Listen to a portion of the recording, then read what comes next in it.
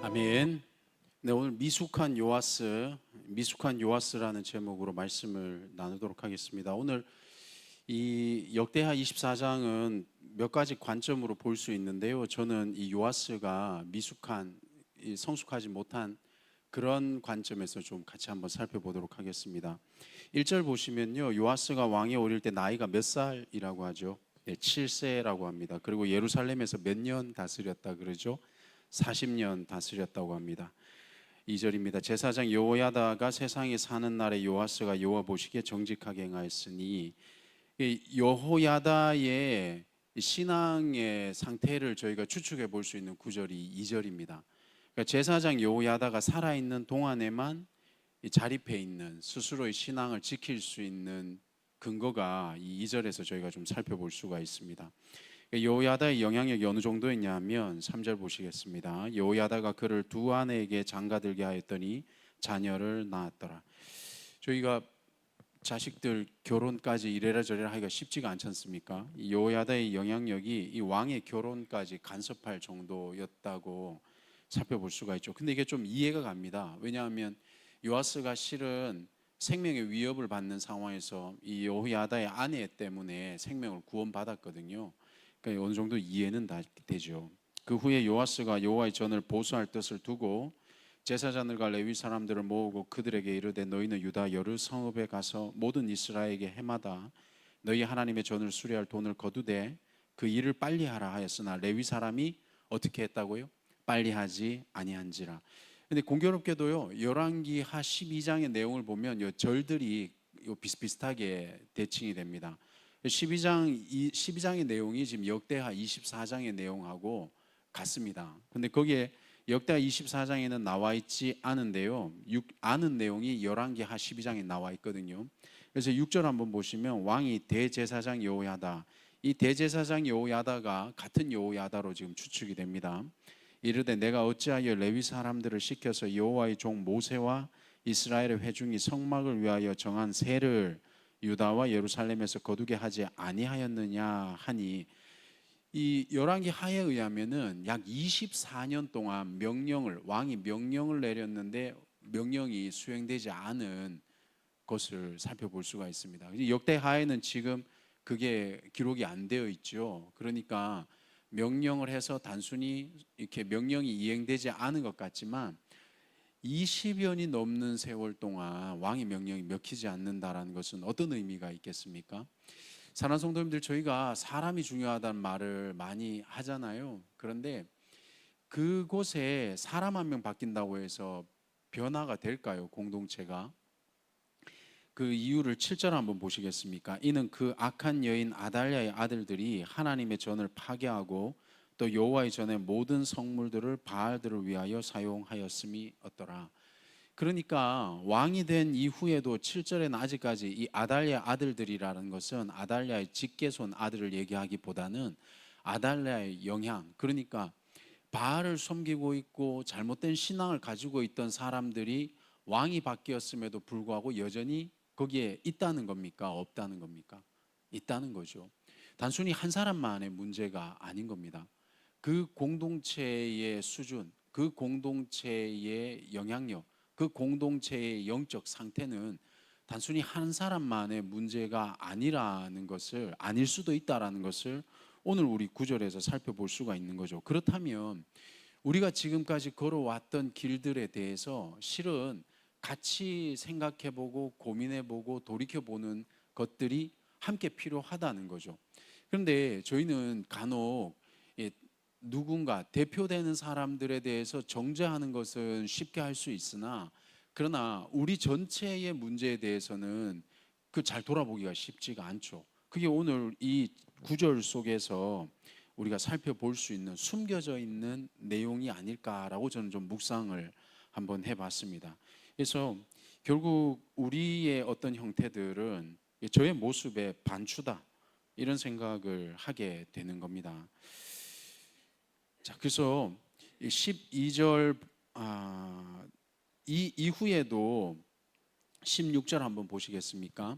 무리가 다윗석 여러 왕의 묘실 중에 장사하였으니 이는 그가 이 그는 여호야다입니다. 이스라엘과 하나님과 그의 성전에 대하여 선을 행하였음이 없더라. 이 말씀은 성전을 수리하는 일에까지 지금 여호야다가 간섭을 하고 있다라는 것을 추측하게 되는 거죠. 여호야다의 영향력이 이 요아스 왕에게는 엄청났던 겁니다. 그러니까 단순히 요아스가 뭐 성전을 수리했다 이런 문제가 아닌 거죠. 그런데 그 영향력이 여호야다가 살아있는 동안에는 긍정적인 영향을 미쳤죠. 근데 17절 이후에 보시면 여호야다가 죽은 예, 이제 문제가 여기서부터 드러나는 겁니다. 유다 방백들이 와서 이 유다 방백이 누구냐라고 우리가 뭐 딱 누구다라고 지정하기보다는 요 흐름을 보시는 게 더 중요하겠죠. 왕에게 절하며 왕이 어떻게 했다고요? 그들의 말을 듣고. 그러니까 이 방백들은 이 왕에게 부정적인 말을, 불신앙적인 말을 했을 가능성이 높은 겁니다. 그 말을 듣고 18절 이하 그의 조상들의 하나님 여호와의 전을 버리고 아세라 목상과 우상을 섬겼으므로 그 죄로 말미암아 진노가 어디에 임했다고? 유다와 예루살렘에 임한 겁니다. 이 요아스의 이 왕의 수준은 결국에 여호야다가 살아 있을 때까지인 거죠. 그에게 영향을 미치던 사람이 죽고 나니 그의 수준이 영락없이 드러나고 있는 겁니다. 19절에 보시면 여호와께서 그들에게 선지자를 보내사 다시 여호와에게로 돌아오게 하려 하심에 선지자들이 그들에게 경고하였으나 어떻게 했다고요? 듣지 않았던 겁니다. 심지어 22절에 보시면 어떤 범죄를 짓냐 하면요, 요아스 왕이 이와 같이 스가랴의 아버지 여호야다가 베푼 은혜를 기억하지 아니하고 그의 아들을 죽였다라는 거죠. 요아스는 은혜를 기억하지 않았다, 이 표현은 숨겨져 있는 구절이죠. 어떤 은혜를 받았습니까? 아달랴가 죽이려고 할 때, 그리고 또 제사장 여호야다의 아내가 요아스를 그때 죽이려고 할 때 6년 동안 숨겨줬죠. 그리고 제사장 여호야다가 요아스를 왕으로 세워줬죠. 7세의 요아스를 믿음으로 이끌었던 이가 누구라는 겁니까? 여호야다라는 겁니다. 그 은혜를 얘기하는 겁니다. 그 은혜를 잊고 심지어 그의 아들까지 죽였다는 거죠. 그러면 사랑하는 성도님들, 그 아들의 입장에서 볼 때는 죽을 때 뭐라고 얘기했습니까? 아들이 오늘 읽었던 구절을 보니까 그의 죄를 기억해 달라고 했잖아요. 그러면 그의 아들의 인생은 실패한 인생일까요? 아니죠. 오히려 하나님 앞에서는 말씀에 순종했기 때문에 얻어진 결과인 거죠. 그러니 이 땅에 살아가는 모습을 가지고 우리가 성공과 실패를 나눈다라는 것이 얼마나 어리석은 겁니까? 그러면 지금 22절에 보면 요아스는 지금 성공한 인생입니까? 아니죠. 은혜를 잊어버린 사람 아닙니까? 그래서 심지어 배신하는 행위를 했던 이 왕의 모습을 우리는 22절 살펴볼 수가 있잖아요. 그래서 제가 요것을 한 5분 내외로 좀 정리를 한번 해봤습니다. 한번 들어보시겠습니까? 이 오늘 요아스의 모습은 우리에게 다소 의문이 들게 합니다. 그런데요, 사실은 이 모습이 이상할 것도 없습니다. 성도님들, 우리도 주변에 한번 돌아보시면 예수 잘 믿다가 순식간에 신앙이 변질된 사람들 있지 않습니까? 쉽게 어렵지 않게 찾아볼 수가 있습니다. 그런데 왜 이런 일이 벌어지는가? 이게 더 중요하다는 거죠. 미성숙하기 때문에 그렇습니다. 그의 변질은 여호야다가 살아있는, 즉 우리 주변에 있던 신앙인들의 변질은 여호야다와 같은 어떤 방패막이가 있을 때까지였던 거죠. 그 방패막이가 걷어지고 나면 그때 요아스 왕처럼 그의 신앙, 우리의 신앙이 드러나는 겁니다. 그래서 요아스도 그렇고 요아스와 같은 우리의 모습들도 변질되는 게 그런 미성숙함이 드러나는 문제인 것이지, 우리 주변에 혹은 우리도 그렇지 않습니까? 우리가 원망하거나 우리 주변의 이들이 원망하고 떠났던 그들의 말들을 들어보면 꼭 그 문제 때문에 그의 신앙이 합리화되는 것은 아니라는 거죠. 그 문제 때문에, 그 문제가 거쳐지고 나니까 실제로는 요아스의 수준이 드러나듯 이 미성숙한 우리의 수준이 드러나는 경우가 더 많다는 겁니다. 생각하지 않고 성장하지 않기 때문에 이런 일이 일어나는 겁니다. 근데 열왕기하 12장 6절에 보면요, 요아스가 성전 수리를 명했는데, 제가 아까 몇 년이라고 그랬죠? 23년 동안 공사가 진행되지 않았다고 했습니다. 그러니까 요아스 왕이 7세 때 왕이 되었으니까 23년 동안, 그러면 30살이 되었을 때 지금 오늘 본문의 모습, 요아스의 나이가 추측이 되는 거죠.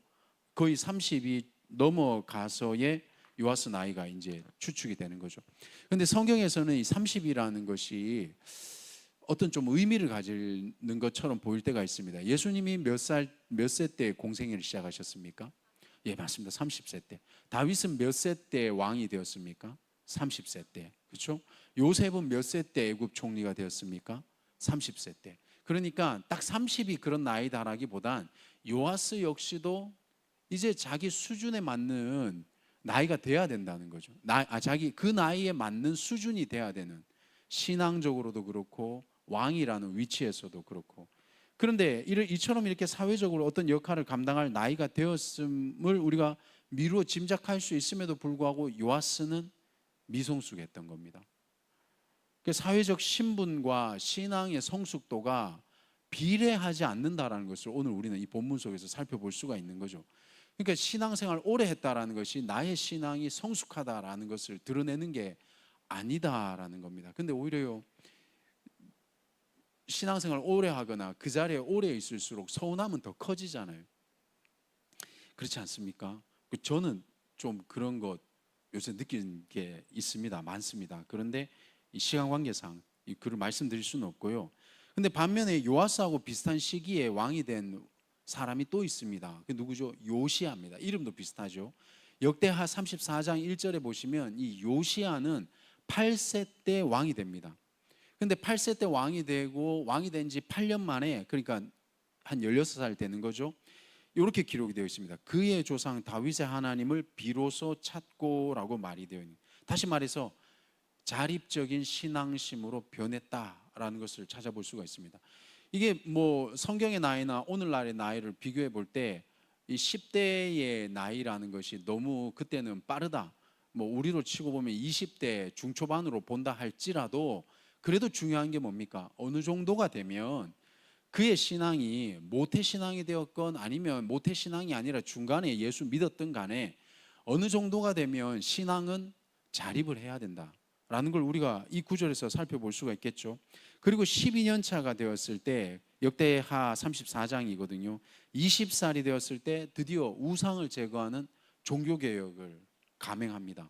똑같지 않습니까? 요아스하고 요시아의 왕의 모습이 똑같습니다. 그래서 요아스 왕과 너무나 비슷하면서도 대조적인 게 뭡니까? 요아스는 오히려 30이 넘었는데도 신앙이 미성숙했고, 요시아는 20살이 넘었는데도 종교개혁을 일으켰다는 거죠. 얼마 전에 한 집사님과 이제 같이 기도한 일이 있었습니다. 근데 이 집사님이 자식의 구원과 가정의 구원을 위해서, 여디디아에 관련되어 있는 청년이었어요.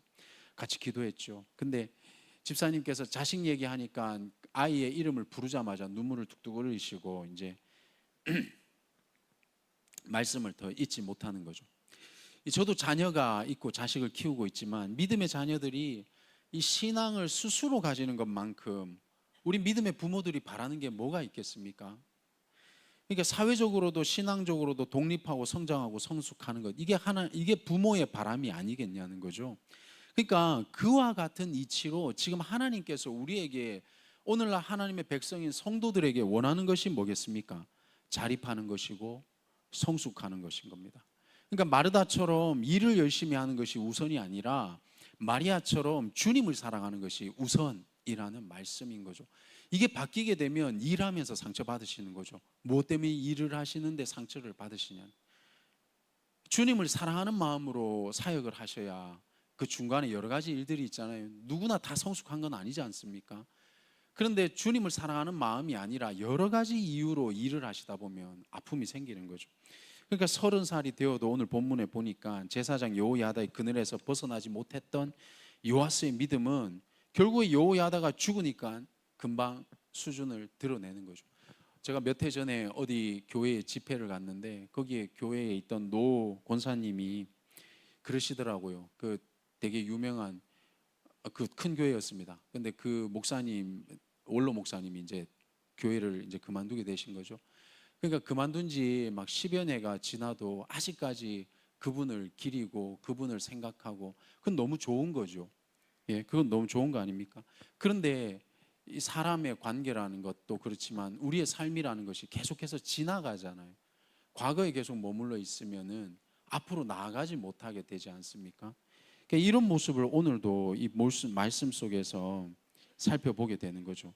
그래서 저희가 자립하지 않으면 심지어 생명의 은인인데도 불구하고 배신하게 되는 게 사람의 수준이라는 겁니다. 이게 너무 안타깝잖아요. 그렇지 않습니까?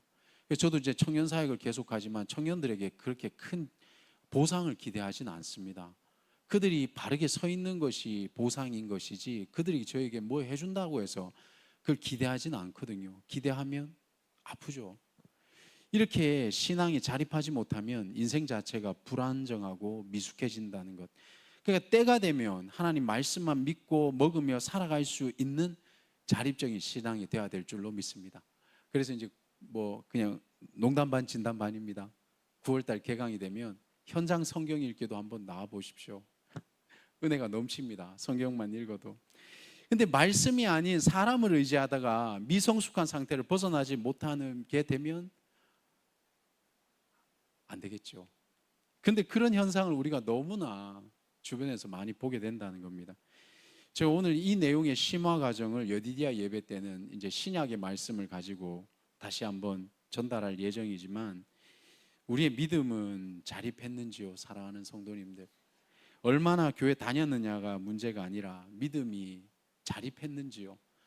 상황과 환경과 사람과 상관없이 우리가 성숙한 삶으로 온전하게 서 계신지요. 저는 그런 줄로 믿습니다. 저는 우리 사랑하는 성도님들 제가 너무나 존경하고 지금 필리핀 단기 선교 준비하고 있는데요, 이 믿음의 선배님들이 얼마나 성숙하게 이 부족한 자와 공동체를 이끌어가고 계신지, 장로님들과 우리 집사님들, 우리 청년들과 함께 얼마나 좋은 모습을 보이고 있는지 너무 감사하거든요. 오늘 하루도요, 성숙한 삶으로 흔들리지 마시고 승리하시길 우리 주님의 이름으로 축원드립니다. 네, 그리고 제 앞에 미리 서 계셔서 너무나 감사합니다. 기도하겠습니다. 살아계신 주님, 우리가 요아스와 같이 사람을 의지하지 않게 해주시고, 때로는 환경을 의지하지 않게 해주시고, 때로는 내가 가졌던 부와 재물과 지위를 의지하지 않게 해주시고, 욥기처럼 이 모든 것들 걷어진다 할지라도 우리 주님 이름 한 분만으로 오늘 하나님 앞에 온전하게 당당하게 든든하게 서 있는 신앙을 허락해 주심에 감사드립니다. 주님, 끝까지 주님 붙들고 이 자리에 서 있겠습니다. 우리에게 허락하신 믿음의 여정, 주님, 우리 주님의 이름으로 승리할 줄로 믿습니다. 감사드리며 예수님의 이름으로 간절히 기도드립니다.